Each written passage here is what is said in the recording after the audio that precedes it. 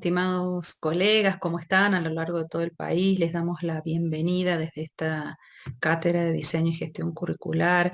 Estamos muy felices de poder compartir con ustedes y de poder enriquecernos mutuamente en esta propuesta pedagógica. Y hoy vamos a seguir explorando en relación al currículum y algunas dimensiones que el mismo tiene. Yo elegí para comenzar esta presentación un recurso, un objeto muy sencillo que está en las sociedades, digamos, en las ciudades sobre todo, que tiene un gran impacto regulador, ¿no? Un semáforo es quien indica quién tiene el paso, quién se tiene que detener, si circulan peatones, si circulan vehículos. Y este pequeño objeto colorido de alguna manera condiciona la circulación de nosotros, de los ciudadanos.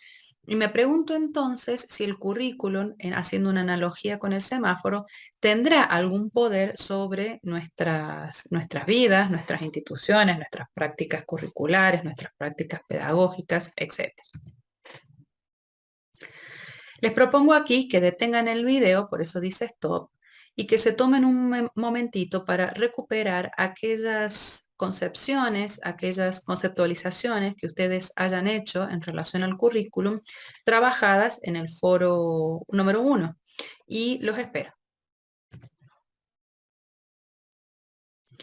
De todo lo que vimos, yo quise quedarme, me gustan estas dos definiciones, conceptualizaciones, una de Jimeno Sacristán que dice es lo que el alumno, el currículum, es lo que el alumno o la alumna estudian, y este otro de Alicia de Alba que parecería un poco más complejo, que ella menciona que el currículum es la síntesis de los elementos culturales que conforman una determinada propuesta político-educativa. Y me pregunto si parecen muy diferentes, ¿no? Parece una muy sencilla, la otra un poco más compleja. Me pregunto realmente si es así.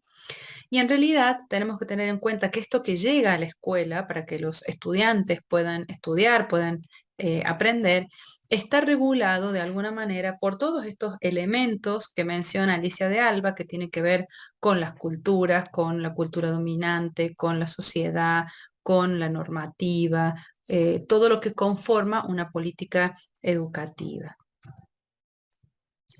Y entonces vamos viendo que de alguna manera el currículum sí tiene poder. ¿Y qué tipo de poder tendrá? Y al igual que el semáforo tiene un poder regulador.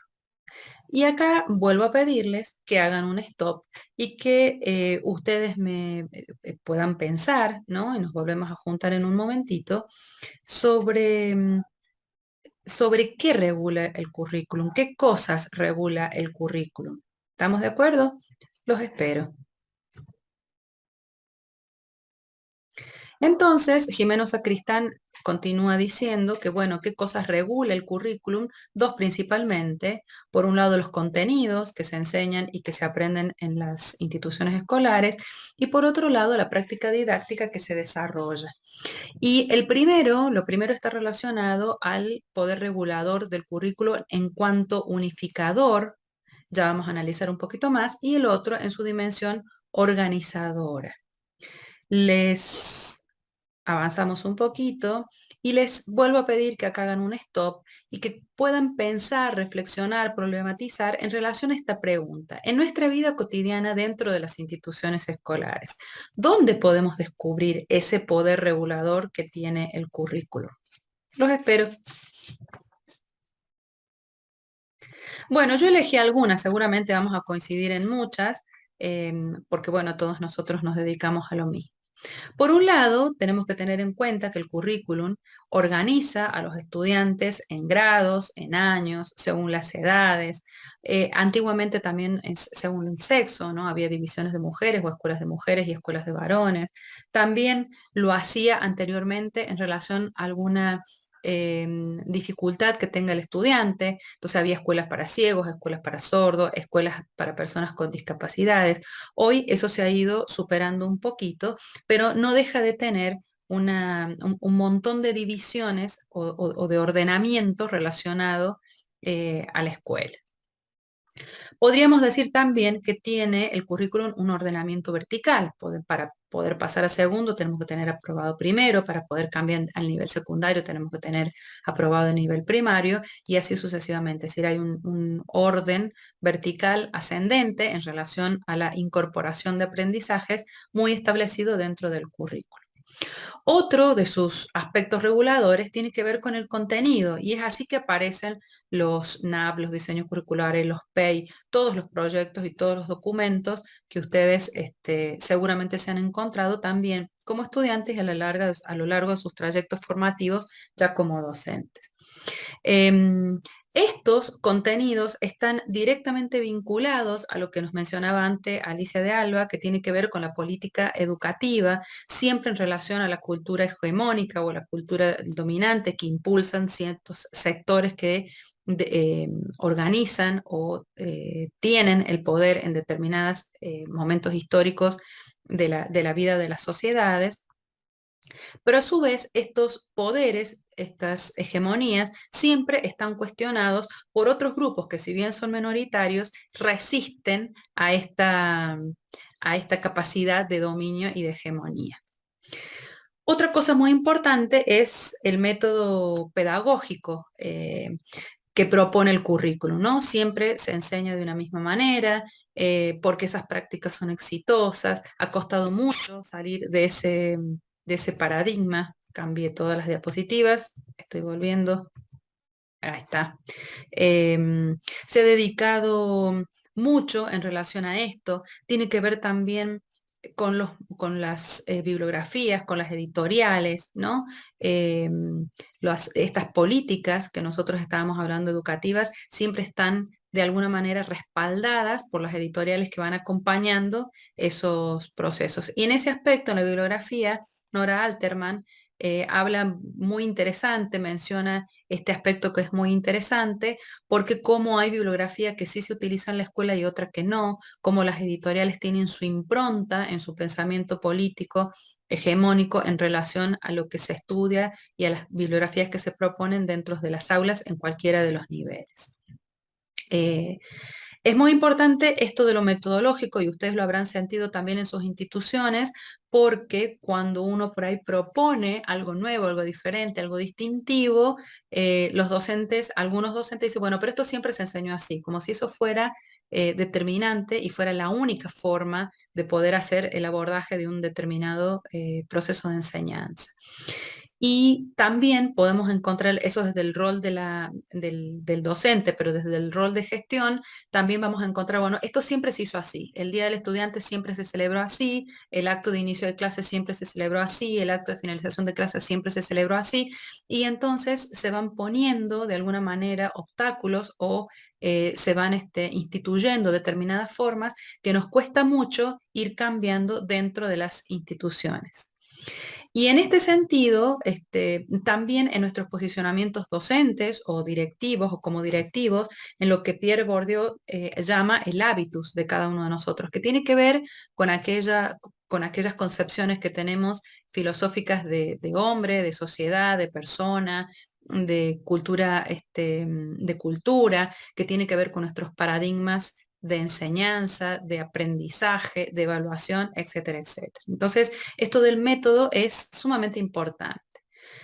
Luego del aislamiento, de la parte más nuclear del aislamiento en pandemia, donde todos tuvimos de alguna manera que migrar dentro de las posibilidades de nuestros estudiantes hacia entornos virtuales, ahora que hemos vuelto a las aulas, ¿no? Que hemos recuperado la presencia de los docentes y de los estudiantes en las aulas, yo me pregunto si en esto de lo metodológico se han empezado a incorporar en las instituciones los modelos híbridos de enseñanza, donde de alguna manera se conjuga lo presencial y lo virtual, o si simplemente hemos dejado de lado todo lo que habíamos aprendido en relación a los entornos virtuales durante la pandemia y los hemos dejado de lado. Me pregunto entonces si hemos sabido como instituciones y como docentes capitalizar esos aprendizajes que habían hecho nuestros estudiantes y nuestros colegas y los equipos de gestión, etcétera, etcétera, en relación al a lo aprendido, a lo incorporado durante la pandemia. Si lo hemos podido capitalizar o si volvimos simplemente a las aulas y nos olvidamos de todos esos tesoros que habíamos incorporado.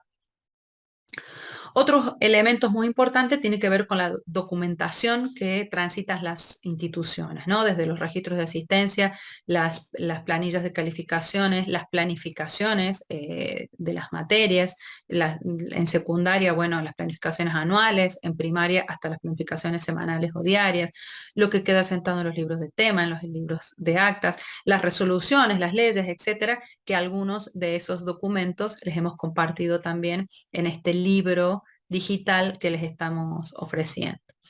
El tiempo es sumamente importante, atraviesa al currículum de una forma indefectible, digamos, y establece no solamente cuánto dura una clase, cuánto dura una jornada escolar, cuál es el calendario escolar, cuánto dura un cierto nivel, un cierto ciclo, si determinado espacio de aprendizaje va a ser bimestral, trimestral, cuatrimestral, semestral, cuánto dura una carrera, etcétera, etcétera. Pero también el tiempo determina o impacta en lo curricular, regula el currículum, en el sentido de que hay materias que tienen más carga horaria que otras. Por ejemplo, matemática y lengua tienen más carga horaria que las materias que tengan que ver con los aspectos artísticos, música, teatro, plástica, etcétera, o con ética, por ejemplo, ¿no? Entonces, el tiempo es sumamente interesante en este análisis que estamos haciendo. El otro aspecto interesante para analizar es el lugar. Tradicionalmente el lugar de aprendizaje, de enseñanza y de aprendizaje era el aula, ¿no?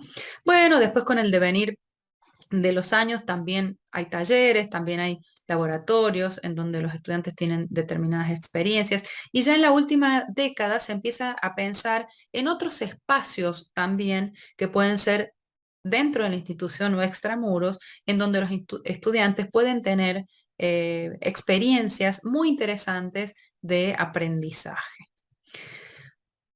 Y lo último, y no menos importante, es cómo regula el currículum a las personas. Y ustedes dirán, bueno, sí, es verdad, a los docentes y a los alumnos, está bien, estamos de acuerdo, pero regula a toda la sociedad, ¿no?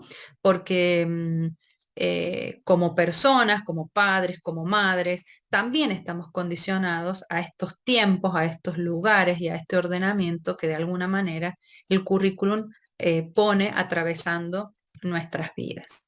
Y entonces nos podríamos hacer una pregunta, ¿por qué este poder que tiene el currículum es tan importante? Porque tiene una impronta tan marcada dentro del sistema educativo.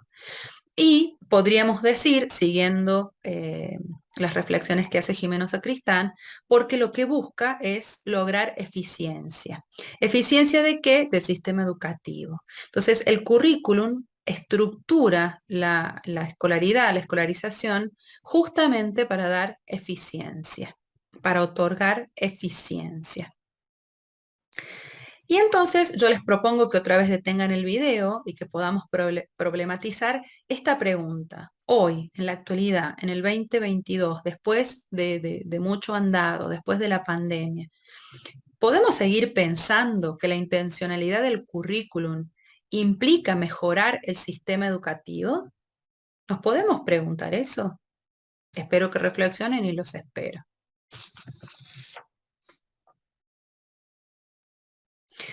Retomando lo anterior, volvemos sobre este esquema que nos brinda el autor Jimeno Sacristán, donde hace un camino, un itinerario desde el proyecto educativo, desde una política educativa, desde un texto curricular, terminando en cuáles son los efectos comprobables de ese currículum que yo he denominado el currículum evaluador, ¿no?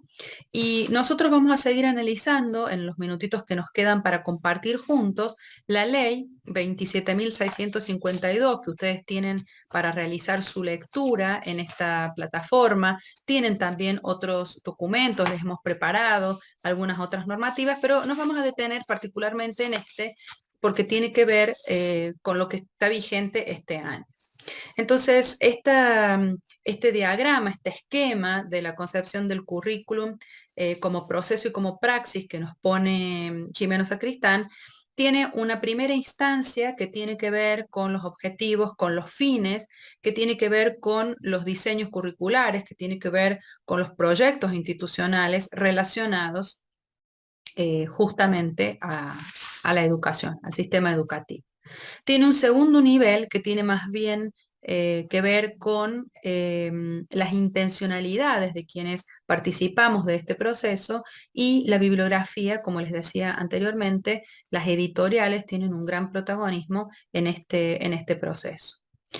El tercer momento, la tercera situación que él cita, está relacionado con el currículum real, con aquello que realmente ocurre dentro de las aulas, no con ciertas intencionalidades, sino con aquello que ocurre.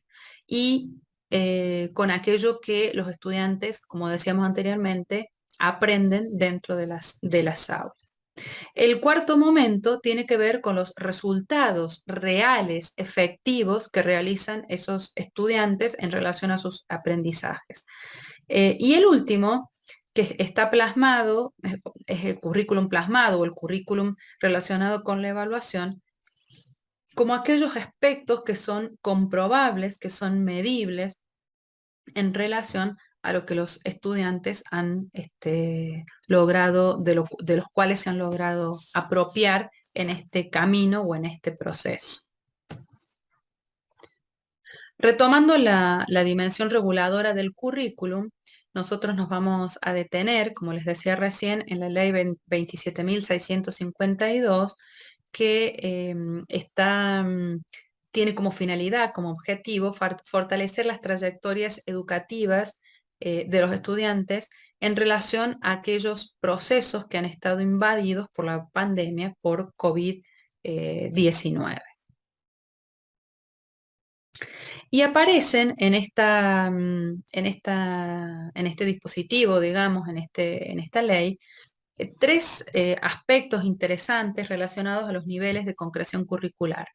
Ustedes saben que el primero tiene que ver con un nivel nacional o jurisdiccional, con algo macro, que es la ley en sí misma, que va citando la ley donde tiene que poner también el foco cada una de las jurisdicciones.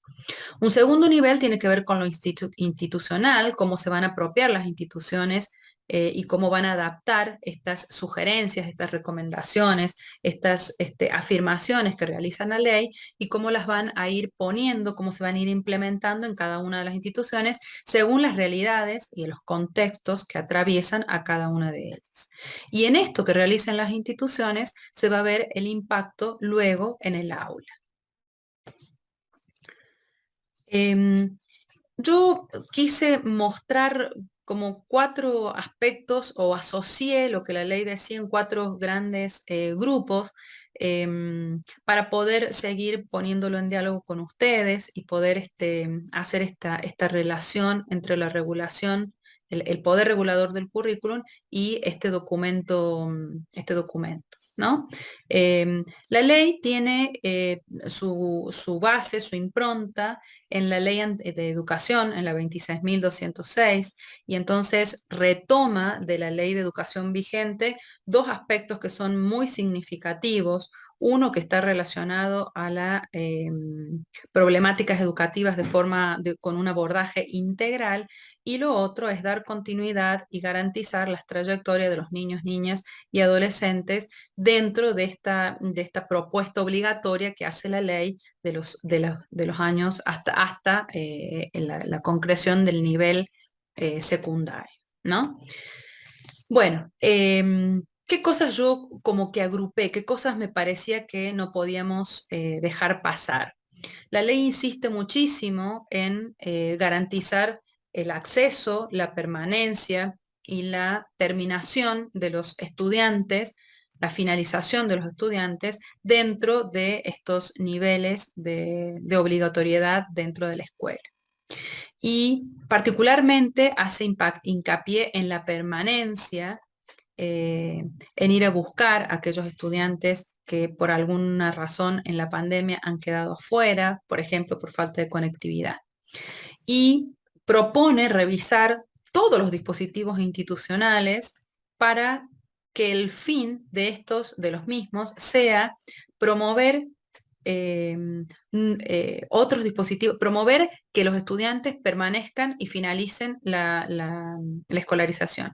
Y acá llama la reflexión en relación a si esos dispositivos institucionales existen, si son válidos, si están siendo eficientes o si son necesarios cambiarlos, ajustarlos, rediseñarlos, de modo que permitan esto que estábamos diciendo, y promover el trabajo en equipos.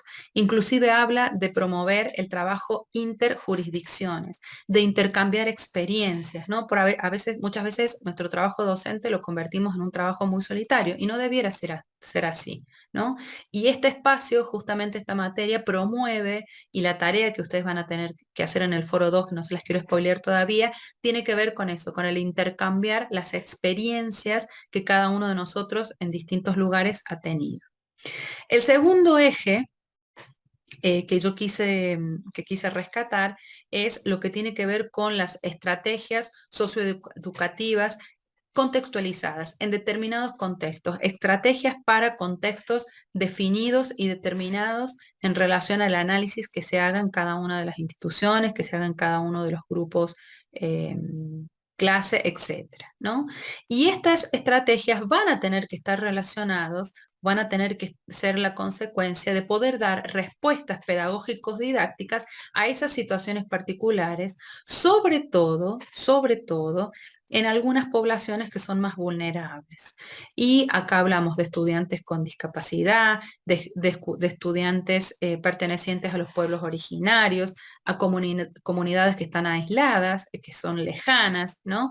O que están en contexto de encierro, etcétera, etcétera. Estas respuestas pedagógicos didácticas tienen que estar directamente relacionados a un proceso integral de enseñanza y a un proceso integral relacionado con el aprendizaje. Y acá aparece la evaluación como una parte muy importante dentro de esos procesos. No nos olvidemos que la evaluación es parte de los procesos de enseñanza y aprendizaje.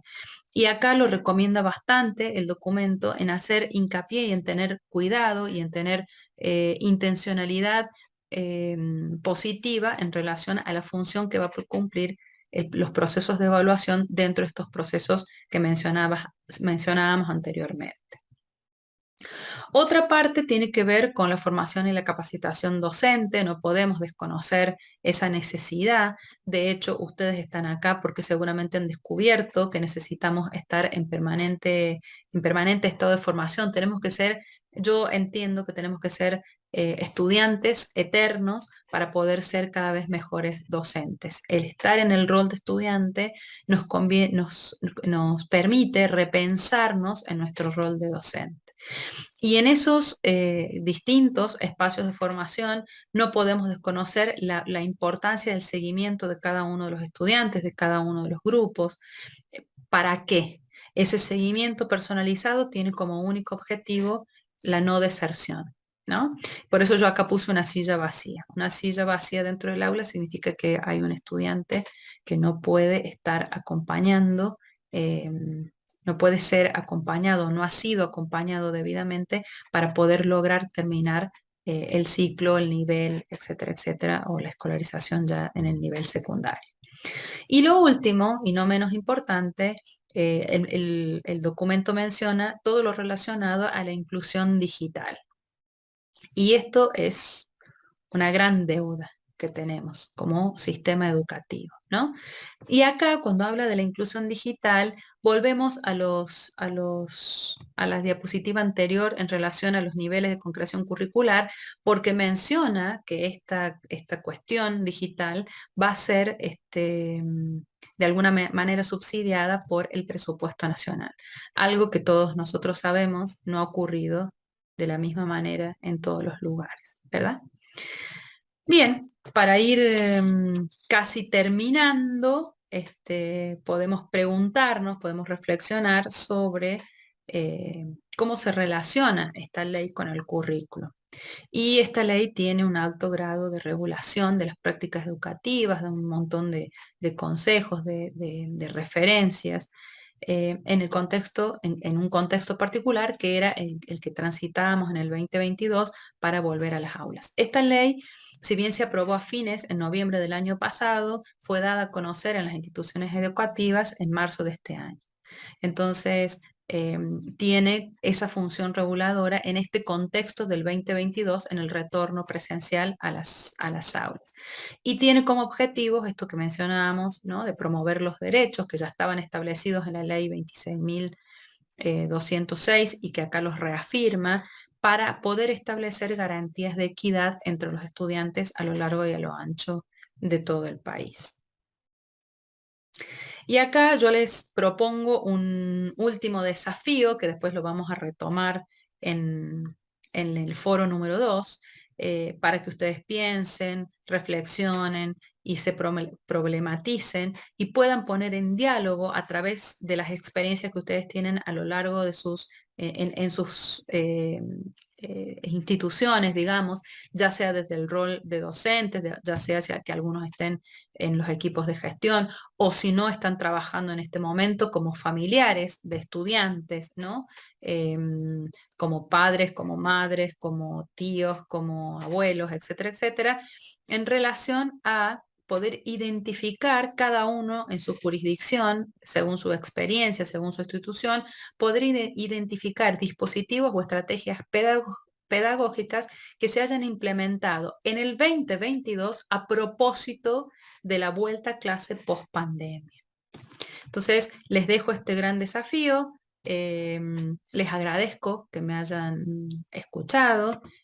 Nos seguimos encontrando en el foro, en la plataforma, en las consultas y los saludo y que estén muy bien hasta nuestro próximo encuentro o hasta que nos sigamos leyendo. Nos vemos.